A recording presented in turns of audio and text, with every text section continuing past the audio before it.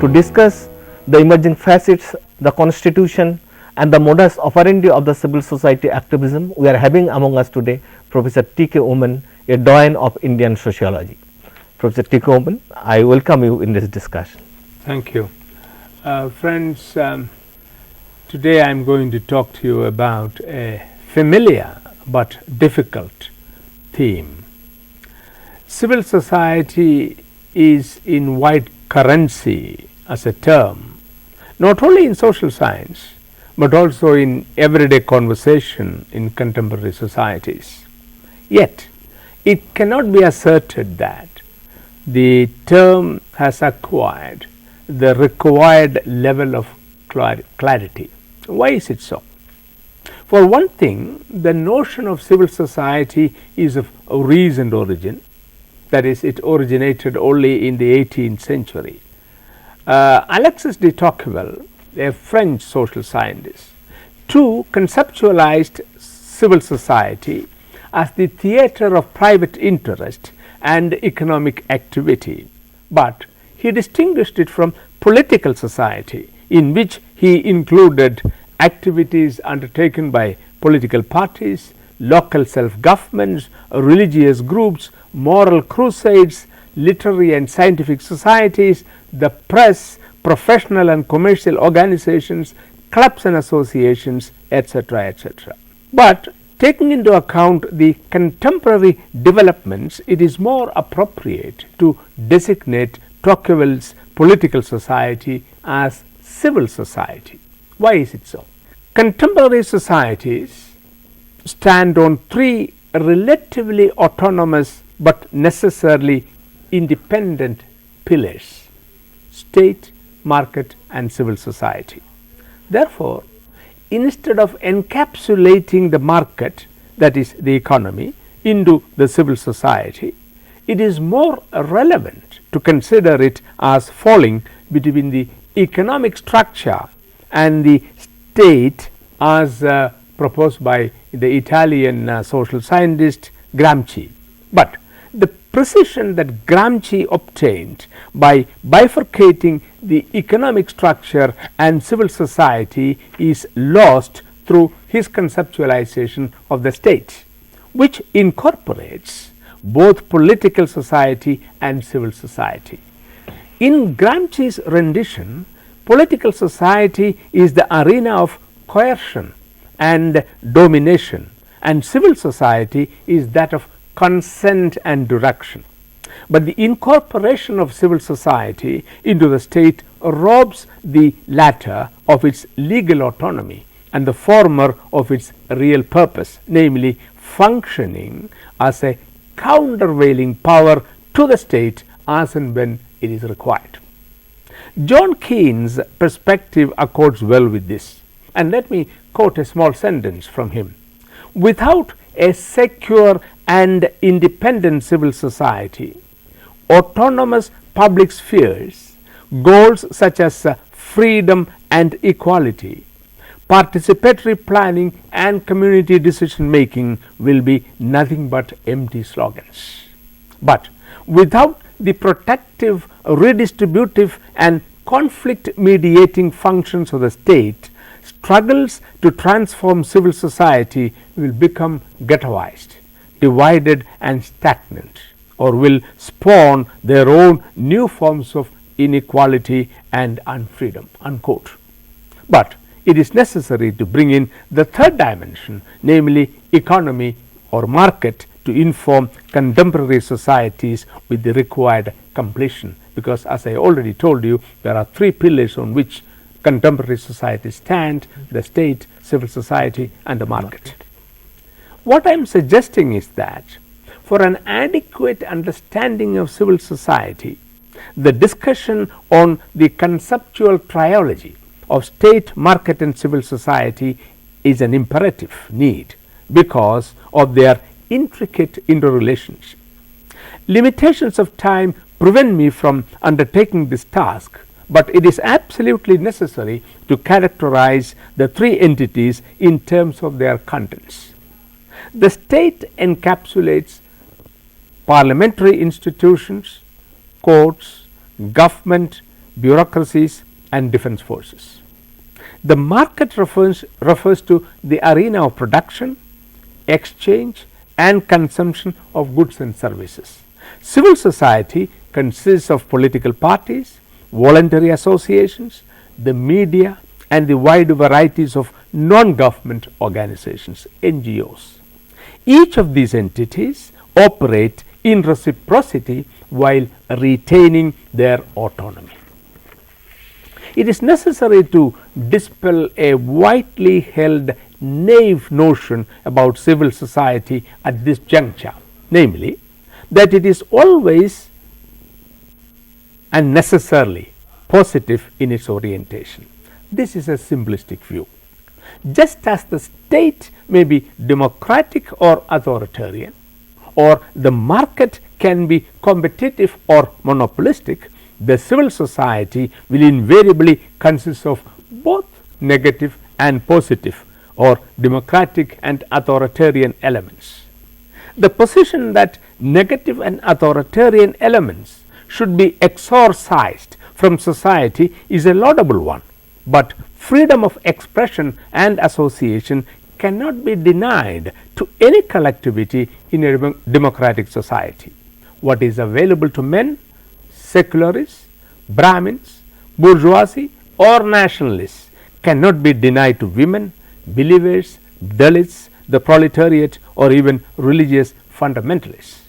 However, one can insist that all social groups should pursue their goals through legitimate and peaceful means. This is the fundamental requirement of civil society in an open democratic society. Another crucial clarification needs to be made about civil society at this point. In the conventional understanding, the acknowledged hero of civil society was the individual. However, all individuals were not entitled to the freedom of civil society, be it ownership of property or exercise of franchise.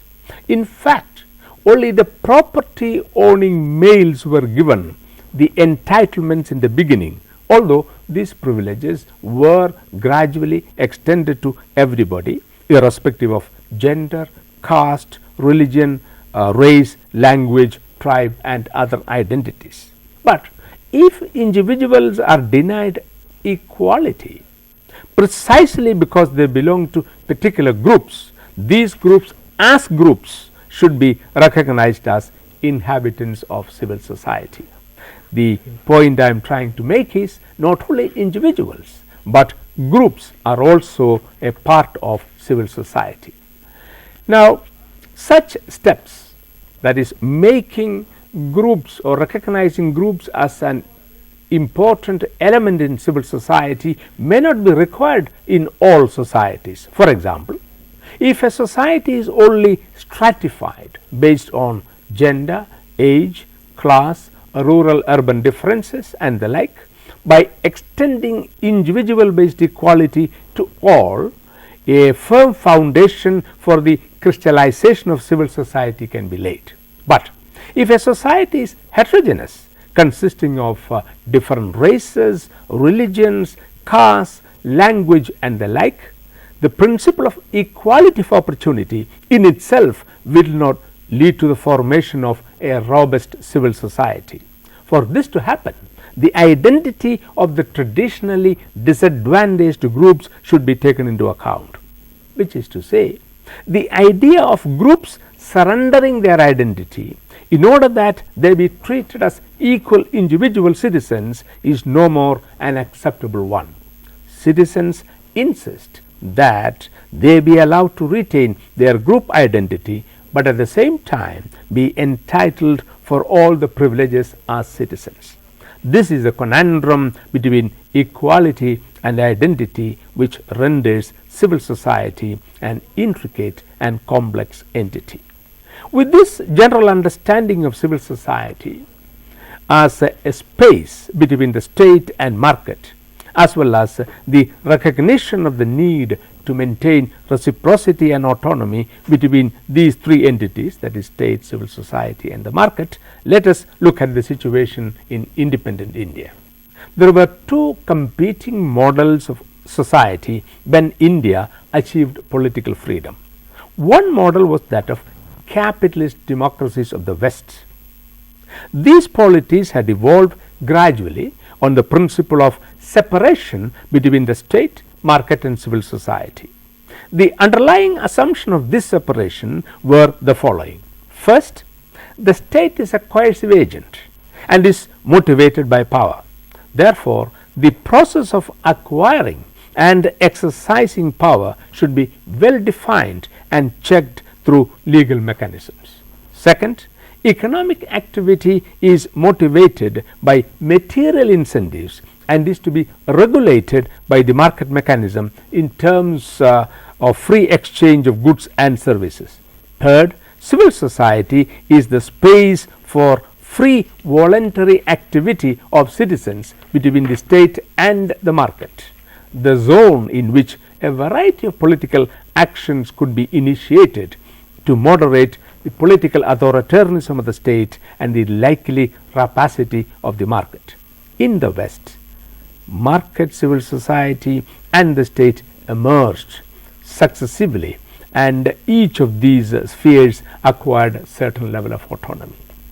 In contrast to the separation principle of capitalist democracies, the socialist states functioned on the institutional principle of fusion of the three entities, that is state, civil society and the market.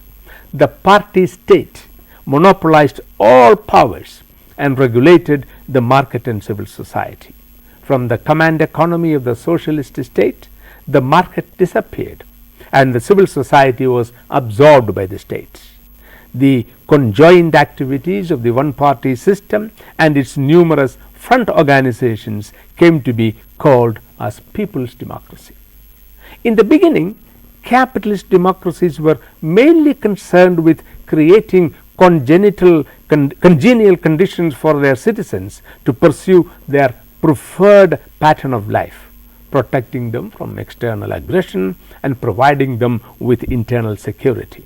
But the emergence of socialist states, which put economic welfare of citizens on the state agenda, posed major challenges for capitalist democracies. Understandably, 20th century capitalist societies reinvented themselves as welfare states, wherein the civil society assumed an important role. What were considered to be the private worries of individuals became public issues to be handled by the state. Most of the colonial states became politically independent by mid-20th century and took over the agenda of socialist and welfare states in different combinations, and India was no exception. Independent India opted for what we characterize as the third way, that is combining multi-party democracy, one of the distinctive features of capitalist states, with planned economy, the hallmark of socialist states. This was indeed a challenging experiment in that the best of both models were attempted to be incorporated into one model. However, it was planned economy and state centrism which assumed salience in the first 3 decades of independent India. The state promoted economic development, initiated a series of measures to introduce and institutionalize people's participation. The state thus partly took over the functions of the market and the role of civil society and occupied the commanding position. But laterally, what you find is, with the globalization which is coming into vogue, the state has retreated, the market has expanded, and the civil society start getting a bigger role. So we are at the moment at a situation in India where civil society is becoming more visible and audible, and it has become one of the important elements in the polity, along with the state as well as the market. And that is how I would like to look at the kind of changes that have taken place over a period of time from in independent India, from the period of planned economy to that of the structural adjustment program. So what kind of challenges you visualize against this backdrop, the kind of evolution of the civil society, the way kind of a Western way these were visualized. Now in Indian context we are finding a paradigmatic shift in the pre-independent period, in the post-independent period, again this structural adjustment period. So what kind of challenges you visualize for the civil societies? You see, during the planned period or a period of planned economic development, the state occupied the commanding position. The market was very substantially controlled by the state, and civil society was there. It had a space, but that was a very limited space.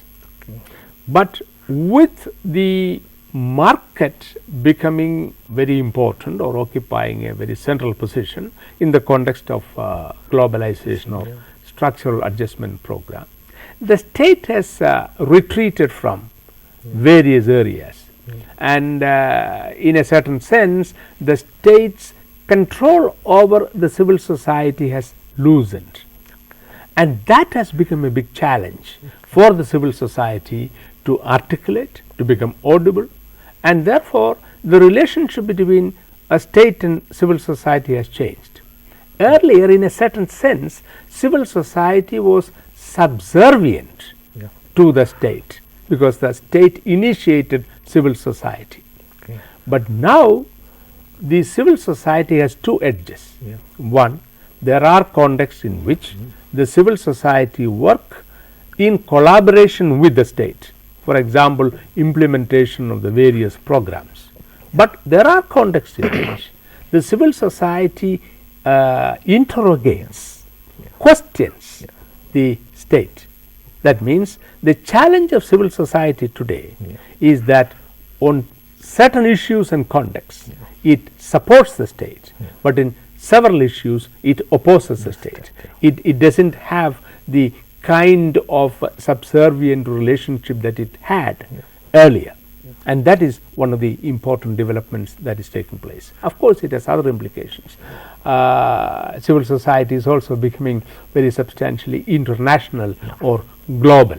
With the result, you will find a lot of money flowing into the civil society coffins from abroad. To that extent, its financial autonomy is greater. It becomes less and less dependent on the state, and therefore its capacity to interrogate the state also increases. As far as the market is concerned, because of globalization, it is also regulated by the global forces. And many contexts, civil society has to question some of the things which are happening in the context of the market. For example, consumer rights. If consumer rights are to be protected, it is not so much always the state which comes to the forefront, but the civil society. Now, sir, we can see two situation, a paradoxical situation. On the one hand, there is the process of NGOification of the civil society at the grassroots, widely talking about.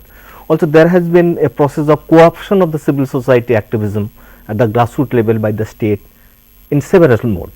That is one. Another is that there is a space, maybe coming from the above at the middle level, where the civil society is asserting. So how do you find this kind of a tension at the grassroots level, at the top level, where the civil society is located today? You see, first of all, when you talk about the state, you must understand the state is not a monolithic entity. It is a layered system. In India, for example, we have the federal or union level, we have the provincial states, we have in some cases autonomous regions, there are districts, there are panchayats. Now, what is the relationship between the civil society and with the different layers of the state will be different. Maybe at one layer the civil society may have in a given context a very friendly relationship, but at another layer it may have a hostile relationship. For example, at the policy level a lot of civil society inputs comes. But at the implementation level, there is a gap between the promise and the practice. At that level, there may be tension between civil society and that particular level of the or layer of the state which is expected to implement it. That's one. The other I have already indicated that civil society again is not a monolithic entity. Yeah. There are civil societies which continuously interrogate the very model of development. Yeah. For example, some of them would argue that what we have in India is not sustainable development but destructive development. Think of the Narmada Bachao Andolan as a classic case. So they will question the very policy of the state. But there are NGOs which would say that in order that people's participation is augmented at the grassroots level, it is quite unlikely that the government bureaucracy can do that, and therefore it is better that the civil society does. At that level, the civil society and the state works in unison, in cooperation. But in some other contexts, certainly they are at loggerheads. Yeah. So now that we are standing in the threshold of a knowledge economy, the big knowledge economy we are going up, and we visualize that educational institution will play a big role to create that kind of a manpower for this knowledge society and knowledge economy. Now, how to visualize the role of the educational institution society? What kind of control or the tilt towards the state or tilt towards the market you are getting from the educational institution? So, what kind of role you visualize for the educational institution as a civil society in the contemporary world? You see, in almost all countries in the world, including the crass capitalist countries, the state has made very great investment in order to develop knowledge. Application of knowledge is a different matter. I am not talking about it. I mean, look at the scientific laboratories. It is the state, the entire West, which has invested in the development of this. There are always some exceptions, some private foundations. So, when it comes to the production, the creation of a knowledge society, the central role of production of knowledge will have to lie with the state. But when it comes to the application of knowledge, how exactly this knowledge is taken out to the people and how it is put to use for the welfare of the people, then of course I find civil society has a big role to play. I don't even think that market will really invest enough adequately for the production of knowledge. They will certainly reap the benefit of the knowledge which is produced, but they don't want to invest. And that is a great dilemma that we have to face, because the state is asked to withdraw, the market is coming full bloom as it were, and the civil society is alive and kicking, but there are certain functions which cannot be transferred from the state to the civil society or market. Production of knowledge, I believe, is a central function of the state. How do you visualize the role of the media? Do you like to consider media as a civil society organization? Of course it is. Or state-owned media, we talk about the part of the state. The private media, we talk about the civil society organ. I mean, this tension, how to... You see, here again, there was a time, as I have indicated earlier, the civil society was very substantially controlled by the state. Think of Doordarshan, for example. In this country, it was government controlled, but today we have several channels.